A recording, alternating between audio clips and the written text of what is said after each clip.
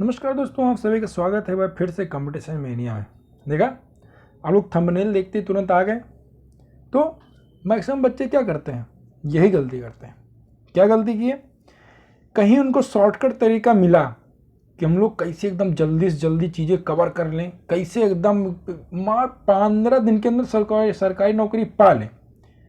वही उनकी सबसे बड़ी कमी हो जाती है और वही आपको नहीं करना है। अब देखिए, स्ट्रेटजी लोग बताते हैं, हाँ ठीक है, अच्छी बात बतानी चाहिए, लेकिन आपको क्या करना है। अगर कोई बंदा स्ट्रेटजी बता रहा है तो वो अपने हिसाब से बता रहा है ना। हमारा कहने मतलब आप समझिए, कोई बंदा स्ट्रेटजी बता रहा है तो वो उसको लगता है कि हाँ उसकी मैथ अच्छी है तो मैथ को ऐसे कवर कर लेगा, साइंस को ऐसे कवर कर लेगा, जीएस को ऐसे कवर कर लेगा, ठीक है, इंग्लिश को ऐसे कवर कर लेगा। लेकिन आप उसकी वीडियो देख रहे हैं, आप समझ रहे हैं, आपकी क्या पता मैथ खराब हो, इंग्लिश अच्छी हो, मैथ खराब हो, साइंस अच्छा हो, तब आपकी स्ट्रेटजी क्या होगी, क्या आप वही स्ट्रेटजी फॉलो करेंगे? सोचिए, खुद से सोचिए, तब क्या होगी स्ट्रेटजी आपकी? तो आपकी स्ट्रेटजी बिल्कुल वैसे नहीं होनी चाहिए ना। आज हम स्ट्रेटजी नहीं, स्ट्रेटजी कैसे बनाते हैं, हम लोग खुद से कुछ वर्क करना पड़ेगा। अगर सक्सेसफुल होना है तो खुद से कुछ वर्क करना पड़ेगा जरूर। आप इस बात को समझ रहे हैं? अब देखिए, हम लोग स्ट्रेटजी कैसे बनाएंगे, अपने आप को एनालाइज कैसे करें कि हाँ हम लोग अच्छे से अच्छा कर लें। तो उसके लिए हम लोग स्टार्ट करते हैं। तो देखो, मेन चीज़ क्या है कि तुमको वो चीज़ नहीं करना है जो मैक्सिमम बच्चे कर रहे हैं। अगर कभी तुमको लगे कि हाँ यार जो सब कर रहे हो हम भी कर रहे हैं, तो एक बार सोचो क्या सही कर रहे हैं हम। हाँ, जैसे अब देखो स्टार्ट करते हैं। सीडीएस का पेपर स्ट्रक्चर क्या होता है आपको पता है, बताने की जरूरत नहीं है। इंग्लिश के जो है 100 मार्क्स के 120 क्वेश्चन आते हैं, ठीक। जनरल नॉलेज के आपके हो गए 100 मार्क्स के 120 क्वेश्चन आ गए। मैथ के हो गए आपके 100 मार्क्स के 100 क्वेश्चन हो गए। और ये दोनों आपका ओटीए हो गया और ये तीनों मिला लीजिए तो आईएमए हो गया। इतना आपका पता है। अब ओटीए और आईएमए अलग अलग हम लोग कैसे उसको अरेंज करेंगे, देखिएगा। अगर हम पहले बात करें इंग्लिश की, तो ये ओटीए प्लस आईएमए दोनों के लिए इंपॉर्टेंट है कि नहीं? अब अगर दोनों के लिए इंपॉर्टेंट है तो इसमें कुछ चीज़ें होती हैं जो सबको परेशान करती हैं। वो क्या? एक हो गया पैसेज, दूसरा क्या हो गया S1 S6, और तीसरा क्या हो गया उसमें जो है रूल्स। रूल्स बोले तो रूल्स में आपका प्रीपोजिशन बहुत परेशान करता है सबको, है कि नहीं? और वोकैब में ले लीजिए, आपका वोकैब में आ जाएगा क्या, OWS भी आ जाता है, इडियम फ्रेज भी आ जाता है, वो सब हम ले लेते हैं। तो ये चीज़ें बहुत परेशान करती हैं। अब अगर कोई बंदा ओटीए का पेपर दे रहा है, तो ओटीए में इंग्लिश प्लस जीएस आएगा, है कि नहीं? इंग्लिश प्लस जीएस आएगा। अब आप सोचिए खुद को कि हमको अच्छे से आता क्या है। अब आपके पास 1 महीने का समय है, 1 महीने में आप कर सकते हैं, ठीक है, आप कर सकते हैं। देखिए, एक चीज़ तो आप जान लीजिए, आपको चाहे ओटीए निकालना हो चाहे आईएमए निकालना हो, इंग्लिश पे कमांड बहुत ज़्यादा होना चाहिए। इंग्लिश पे आपका कमांड रहेगा तभी आपका अच्छा स्कोर होगा।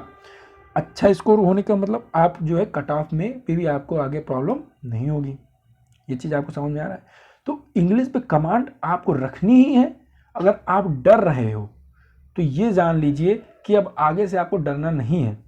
अगर आपको लगे कि यार इंग्लिश यार बहुत कठिन सब्जेक्ट है, तुरंत आप अपने आप से बोलिए नहीं कठिन सब्जेक्ट है, ऐसा हो ही नहीं सकता कोई चीज़ कठिन हो।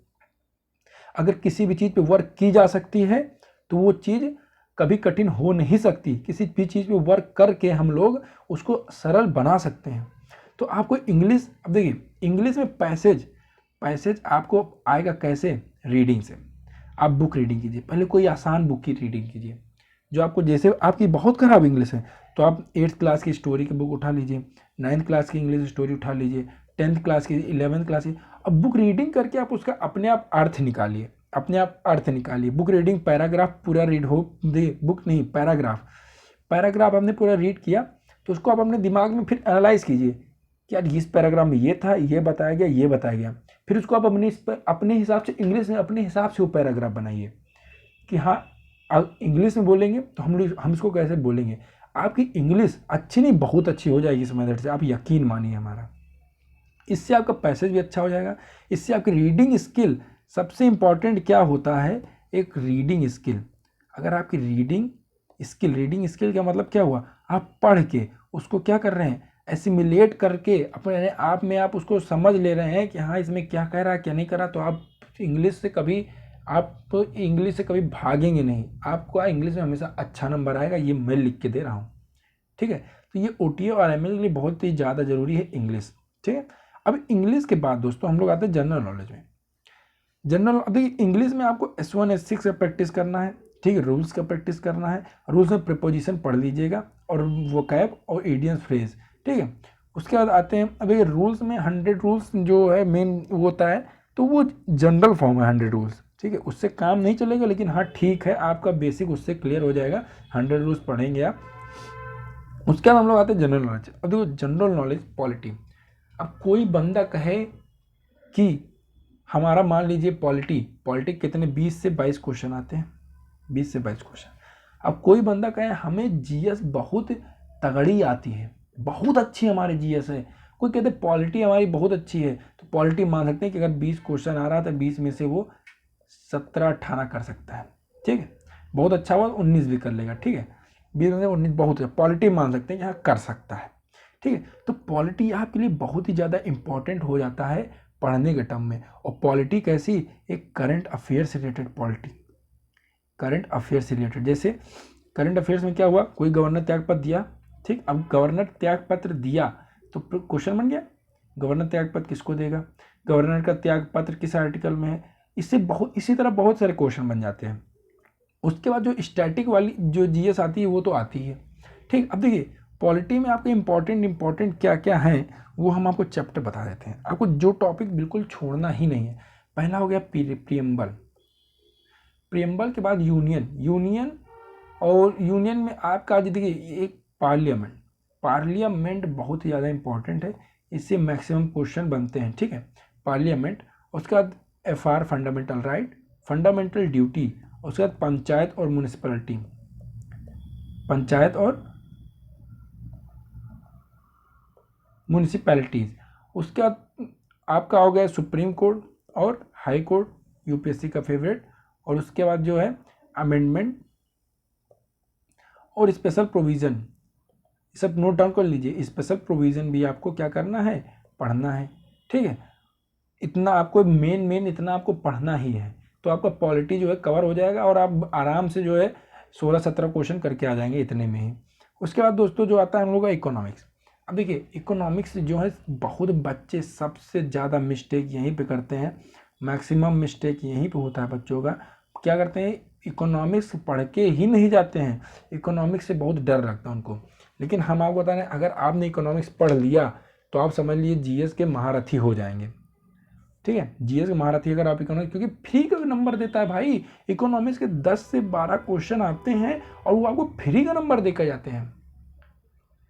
और इकोनॉमिक्स आते कहाँ से हैं, करंट बेस इकोनॉमिक आते हैं।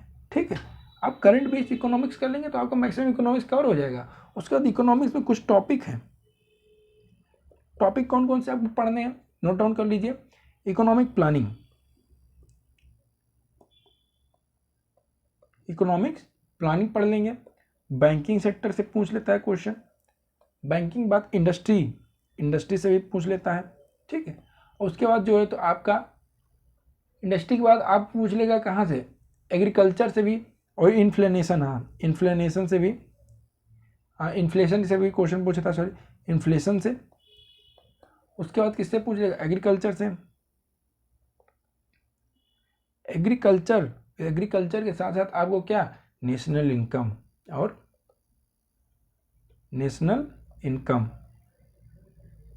और क्या हो गया, नेशनल इनकम के साथ साथ फाइनेंस,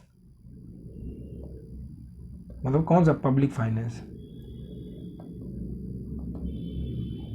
और इकोनॉमिक सर्वे आपको पढ़ना है, इकोनॉमिक सर्वे इंपॉर्टेंट है। ठीक है, इकोनॉमिक सर्वे जितने हैं वो इंपॉर्टेंट है। ठीक है, ये और बजट तो आम से बात है, बजट तो। और उसके बाद जो कौन, इकोनॉमिक रिफॉर्म्स। अब ये टॉपिक वाइज, अगर आप इसको टॉपिक वाइज भी पढ़ लेंगे ना तो आप क्वेश्चन कर ले जाएंगे अच्छा खासा, हम जो बताएं आपसे। ये इतना हो गया, आपको मोटा मोटा इसमें पढ़ना है। ठीक है, इकोनॉमिक्स में इतना पढ़ना है। उसके बाद हिस्ट्री में आते हैं। देखिए हिस्ट्री जो है बहुत वास्ट है, हिस्ट्री बहुत ज़्यादा वास्ट है। और हिस्ट्री में आपको क्या पढ़ना, देखिए अगर हम हिस्ट्री को मॉडर्न और मिडवल और एंशियंट में डिवाइड करें तो मॉडर्न में हम कह देंगे भैया पूरा गांधीयन एरा, गांधीयन एरा बहुत इंपॉर्टेंट, ठीक, मॉडर्न में गांधीयन एरा बहुत इंपॉर्टेंट, ठीक है। उसके बाद आईएनसी बहुत इंपॉर्टेंट, आईएनसी बहुत इंपॉर्टेंट। रिवॉल्ट जितने हुए, रिवॉल्ट मतलब जितने किसान आंदोलन जितने हुए, जितने पीजेंट्स रिवॉल्ट हुए, जितने ट्राइबल रिवॉल्ट हुए, वो सब आपको देखना है। उसके बाद जो रिलीजियस मूवमेंट है, ये भी फेवरेट है यूपीएससी का, रिलीजियस मूवमेंट, ये आपको कवर करना है मॉडर्न हिस्ट्री में। और मिडवल में, ये मिडवल में आप देखिए एक इसका एक वो है art and culture, art and culture, ये आप पढ़ लेंगे तो इससे आपका बहुत क्वेश्चन फंस जाएगा आर्ट एंड कल्चर से आपका हिस्ट्री में, ठीक है। हर आर्ट एंड कल्चर जो है इंपॉर्टेंट है, आर्ट एंड कल्चर की एक अलग से वीडियो हम बना देंगे, तो उससे जो है आपका सीरियस में बहुत ज़्यादा कवर हो जाएगा। उसके बाद मिडवल में आपको पढ़ना है दिल्ली सल्तनत, दिल्ली सल्तनत, और उसके बाद क्या मुग़ल हो गए, और उसके बाद विजयनगर और मराठा, इतना आपको मिडवल में पढ़ना है। मिडवल के बाद एंशियंट में आते हैं। एंशियंट में अगर सीरीज से तो इंडस वैली सिविलाइजेशन, ठीक है, इंडस वैली सिविलाइजेशन हो गया।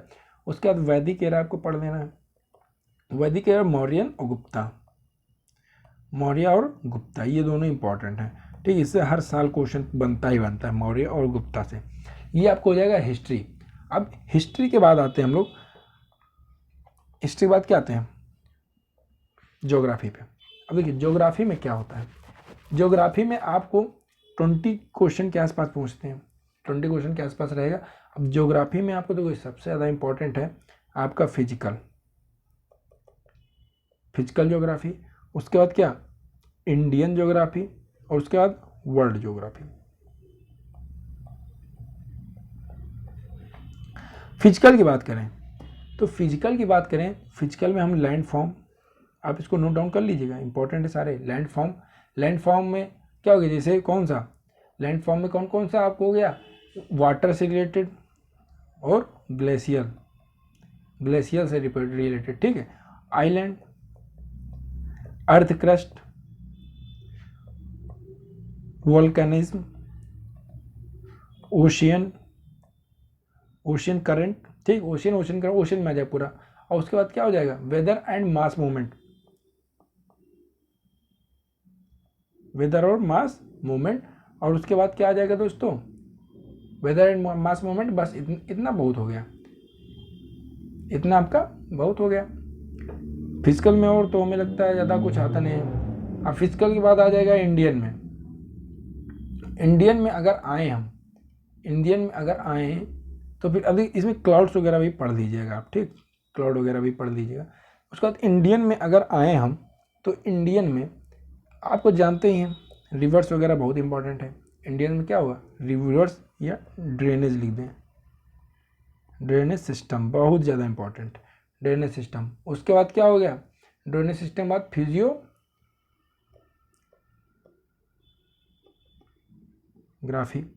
फिजियोग्राफी में आपका जैसे माउंटेन रिलेटेड, इंडिया से रिलेटेड माउंटेन, और उसके बाद प्लेट्यू या प्लेन से रिलेटेड।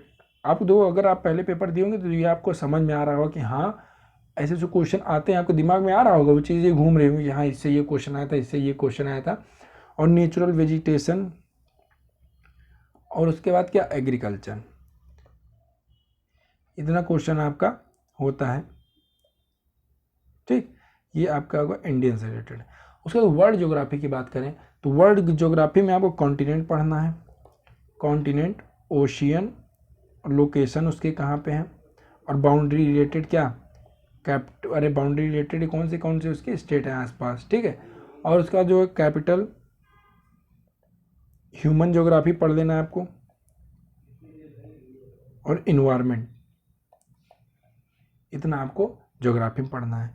उसके बाद साइंस की बात करें, अब देखो जनरल नॉलेज में साइंस का रोल बहुत इंपॉर्टेंट था, बिना साइंस के आप जनरल नॉलेज निकालना आपके लिए इम्पॉसिबल, मुमकिन है, नामुमकिन है, हम जो बता दें आपको, ठीक है। अगर आपका साइंस अच्छा नहीं है तो आप सोचें जनरल नॉलेज में अच्छा स्कोर कर ले जाएं, ये मुमकिन है नहीं, नामुमकिन है। साइंस में 3 पार्ट में हम डिवाइड कर दें, फिजिक्स, केमिस्ट्री, बायो। अब देखिए, अब आपके पास जो है, अगर आप कर लेते हैं 1 महीने में एनसीईआरटी, तो एनसीईआरटी बहुत अच्छा है। लेकिन अगर फिर भी नहीं कर पा रहे हैं तो आपको क्या करना है कि देखिए, प्रैक्टिस ऑफ क्वेश्चन, मैक्सिमम बच्चे यही गलती करती हैं।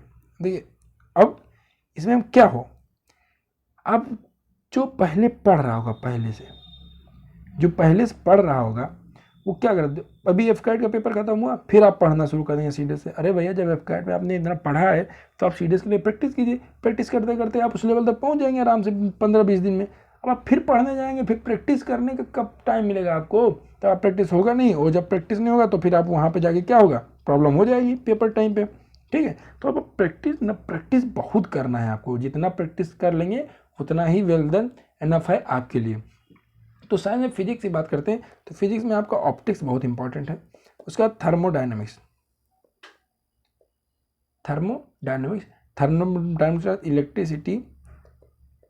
इलेक्ट्रिसिटी और इसमें लॉ ऑफ मोशन और ग्रेविटेशन और साउंड। ठीक है, इतना चीज़ आपको दिमाग में रखना है। केमिस्ट्री में एसिड बेस सॉल्ट बहुत ज़्यादा important, acid base and salt बहुत ज़्यादा इंपॉर्टेंट हो गया। उसके बाद एटॉमिक स्ट्रक्चर,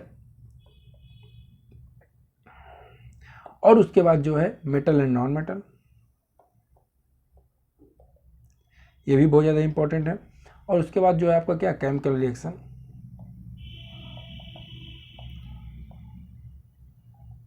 एंड इलेक्ट्रिसिटी। ठीक, इतना चीज़ आपको उसमें करना है। बायोलॉजी में क्या पढ़ना है, सेल, डाइजेस्टिव सिस्टम में इसमें सारे जूस वगैरह आ जाते हैं, इसमें सारे एंजाइम्स आ जाते हैं। ठीक है, आप वो सब कवर कर लेगा। उसके बाद एनिमल टिश्यू, एनिमल से रिलेटेड जितनी इंफॉर्मेशन आपको मिल पाए। उसके बाद प्लांट सिस्टम, और उसके बाद हेल्थ एंड डिसीज।